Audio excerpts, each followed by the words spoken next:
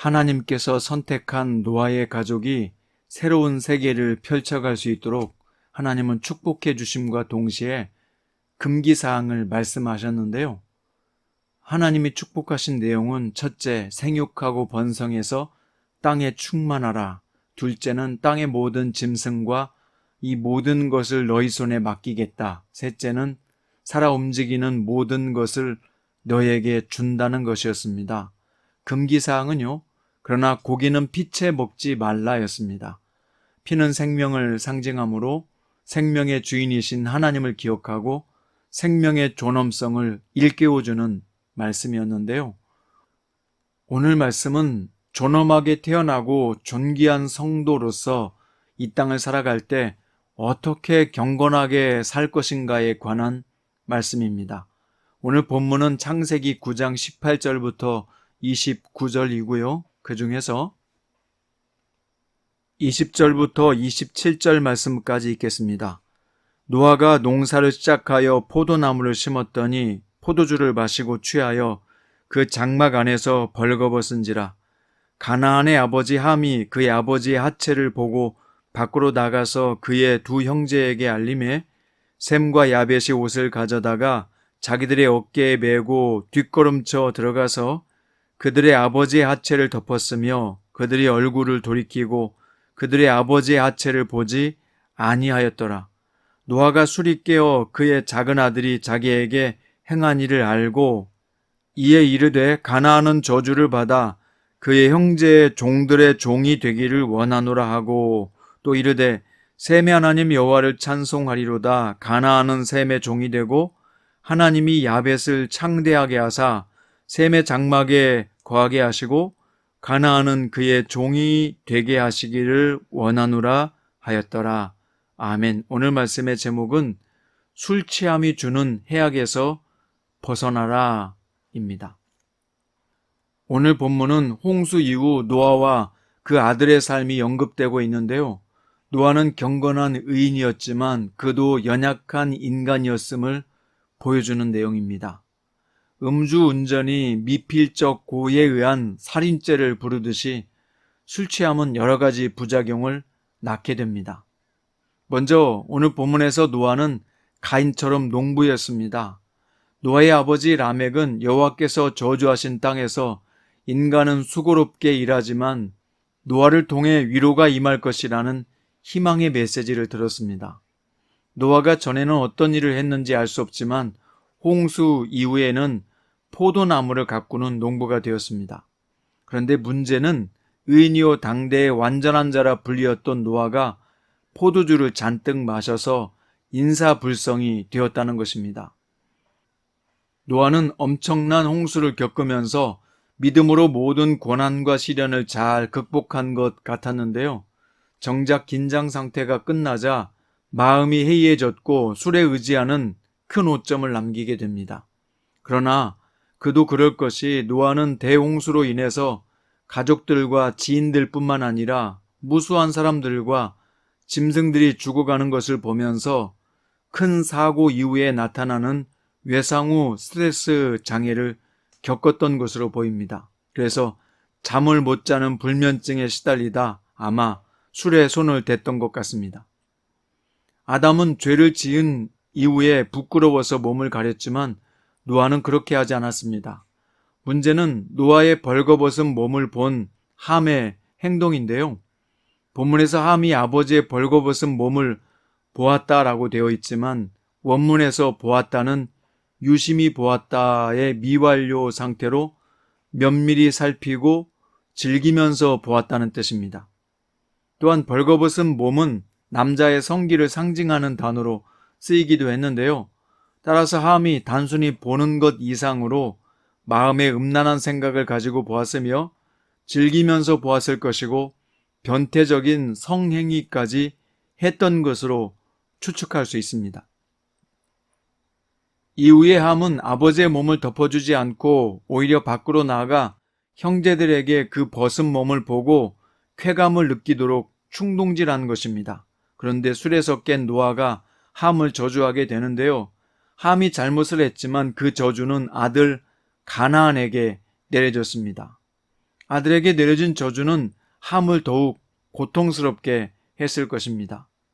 가나안은 이후에 노아의 저주처럼 동방의 왕들의 노예가 되었고요. 여호수아 때에는 나무 패며 물 깃는 자들이 되었으며 가나안 자손들은 지저분한 도덕 생활과 바알 숭배로 인해서 타락한 종교 생활을 하다가 역사 속에서 그 흔적이 사라지게 됩니다. 반면 셈의 흔적을 보면요, 함과 대조적으로 야벳과 함께 겉옷을 어깨에 두르고 다니다가 아버지의 벌거벗은 몸을 보고 뒷걸음치고 들어가서 덮어주었습니다. 어떻게 보면 큰일 같지 않지만 셈과 야벳은 아버지의 부끄러운 몸을 덮어드리려는 극진한 효심을 보여주었습니다.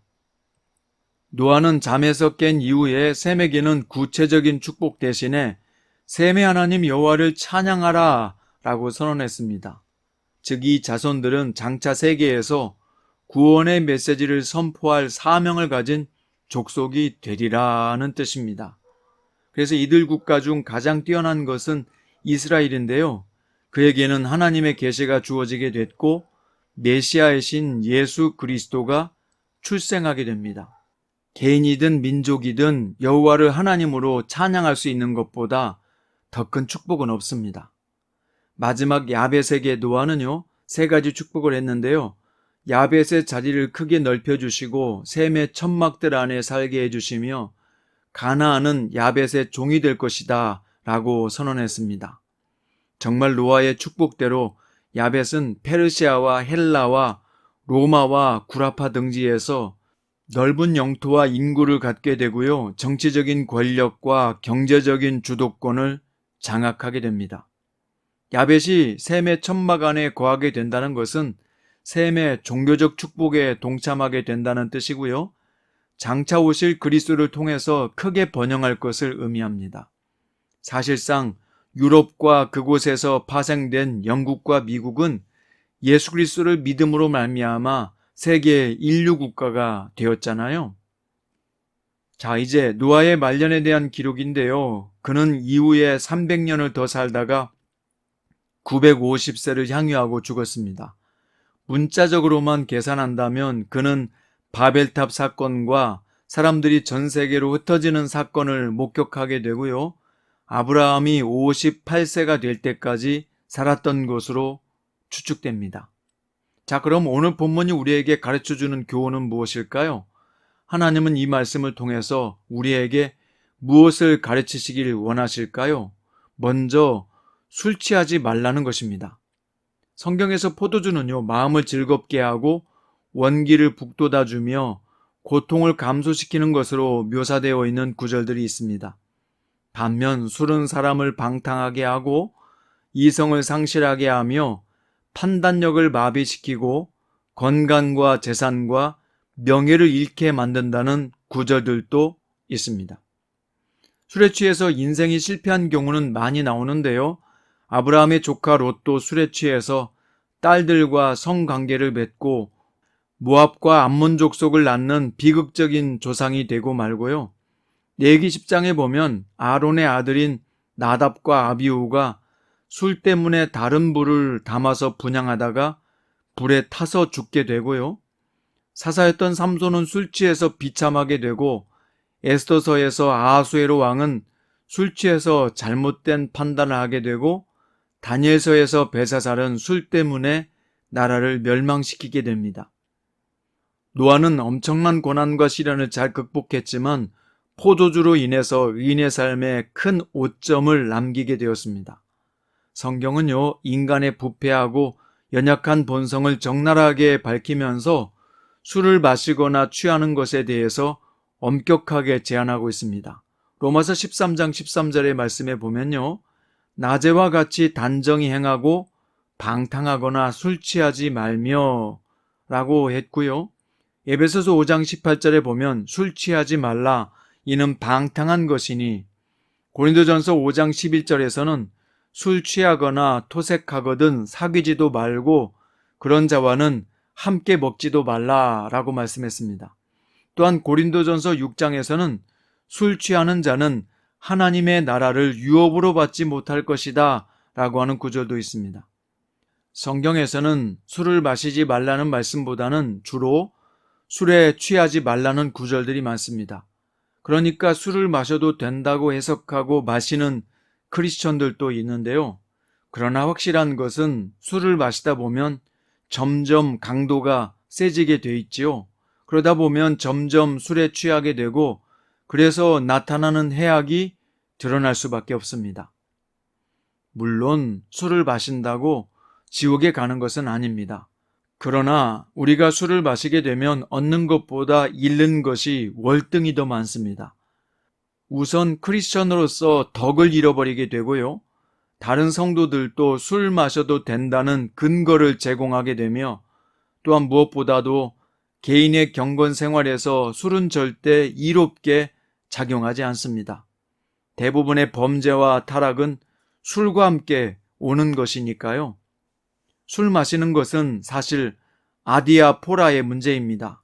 이럴 수도 있고 저럴 수도 있는 문제에 해당한단 말입니다. 역시 담배를 피울 수도 있고 피지 않을 수도 있는 것과 같습니다. 그러나 고린도전서 6장 15절에서 우리 몸은 그리스도의 지체라고 말했고요. 고린도전서 6장 9절에서는 성령의 전이라고 했습니다.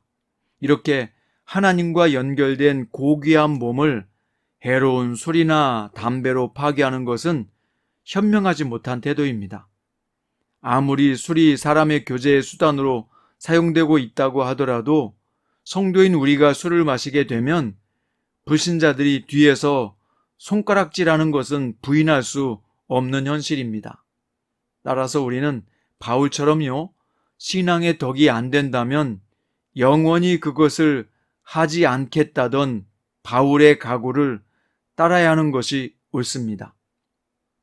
나의 술과 담배가 예수 그리스도의 피로 구속된 교회 공동체와 형제들에게 상처를 준다면 영원히 하지 않겠다는 것이 가장 합당한 신앙인의 자세일 것입니다. 내가 경건하게 살면 가장 큰 복을 받는 것은 자기 자신이고요. 또한 자녀들이 그 축복을 이어받습니다. 그러니까 우리가 어떻게 살아야 되겠어요? 오늘 또 술에 취하지 말고 성령에 취하고 말씀에 취하고 거룩한 생활에 취하여 사는 복된 길 가시기를 주님의 이름으로 축원드립니다. 기도드립니다. 사랑하는 주님, 오늘 또 성령 안에서 거룩하게 살기 원합니다. 술이나 세상 향락에 취하여 살지 않게 하시고 오늘 또 말씀을 따라 사는 그 생활이 더 즐겁고 행복한 것임을 오늘 또 체험하며 살게 해 주옵소서. 그런 은총이 이 말씀을 듣는 모든 성도에게 임하게 하옵소서. 예수 그리스도의 이름으로 축복하며 기도드립니다.